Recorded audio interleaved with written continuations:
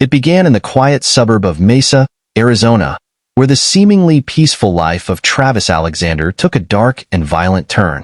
Inside his modest home, he was found lifeless in his bathroom, a scene so haunting it would leave investigators, his loved ones, and the nation grappling for answers.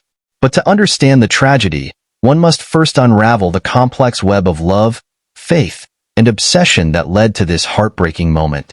Travis Alexander was a man of faith, ambition, and charm, a motivational speaker whose energy was infectious. Yet, beneath his radiant smile, he, like many others, struggled to balance personal desires with cultural expectations. This inner conflict became evident when he crossed paths with Jodi Arias in 2006. Their connection was instant, sparking a whirlwind romance that seemed perfect on the surface but quickly revealed cracks as two very different worlds collided. Travis was entangled in a tumultuous relationship with Jodi Arias, a woman who would later stand accused of his murder. Travis's relationship with Jodi Arias reflected a complex clash of cultural and personal values. On one hand, Travis was a devout Mormon, committed to a lifestyle of chastity and marriage within his faith. On the other, Jodi, raised in a secular environment, represented an alluring escape, her free-spirited nature both exciting and destabilizing.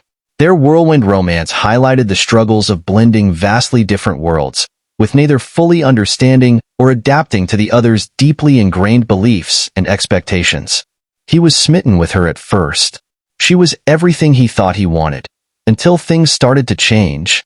But fairy tales rarely last forever, and their story was no exception. What began as passion and excitement soon unraveled into a toxic dynamic. Jodi's behavior became erratic and obsessive, with friends of Travis noticing troubling signs, unannounced visits, invasions of privacy, and an unsettling intensity that overshadowed their once happy bond. As their relationship spiraled downward, Travis confided in his closest friends, hoping to find a way to move forward. By early 2008, Travis had decided to end their relationship. "I need a fresh start," he told a friend. "Someone who shares my faith, my values, and my dreams for the future." But Jodi wasn't ready to let go. Her desperation grew as she realized he was moving on. One friend recalled Jodi's chilling words, "If I can't have him, no one can." Though Travis recognized the relationship's toxicity, completely severing ties proved more difficult than anticipated. The emotional entanglement lingered, laying the groundwork for events that would soon spiral out of control. Jodi's increasingly erratic behavior was a window into deeper psychological struggles. Experts suggest that her actions may have stemmed from attachment insecurities and a fear of abandonment, a pattern that could have been rooted in past relationships or early experiences. Her obsessive attempts to maintain control over Travis, hacking accounts, showing up uninvited, and invading his privacy, were behaviors often associated with individuals grappling with emotional dependency and unresolved trauma. In the broader context, her actions underscore societal pressures on women to secure romantic validation, sometimes at the expense of mental health and stability. Jodi once confided to a close acquaintance, "I feel like I can't breathe without him. I've given him everything. How can he just walk away?" Jodi's relationship with Travis, marked by intense highs and devastating lows, may have triggered unresolved emotional wounds or past trauma. Her inability to accept rejection, coupled with an overwhelming need to assert control, likely fueled her actions. While these psychological factors provide insight, they also underscore how unaddressed emotional struggles can spiral into tragedy when left unchecked. "Jodi is beautiful, but she's dangerous. I know she's not good for me, but I can't seem to stay away," Travis said. Despite her increasingly erratic behavior, Jodi maintained contact with Travis, often showing up unannounced and continuing to intrude into his life.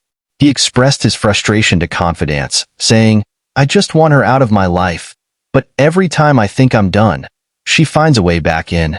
By early 2008, Travis had made the difficult decision to end their relationship. He confided in friends about his plans to distance himself from Jodi, hoping to find a partner more aligned with his values and long-term goals. As the months passed, Travis attempted to move on, even beginning to date someone new, a fresh start that offered hope for the future. But Jodi, unwilling to let go, grew increasingly desperate.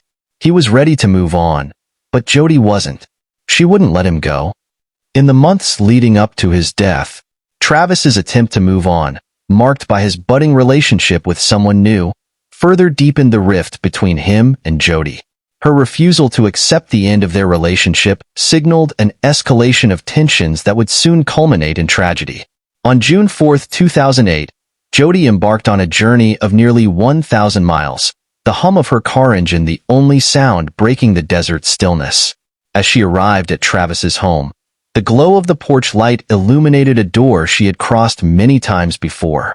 The evening passed in an uneasy calm, shared smiles and familiar conversations masking the unresolved tension that lingered between them. "I'm sorry for everything," Jodi said to Travis that night. "I just wanted to see you one last time." It was a fleeting peace, the kind that precedes a storm.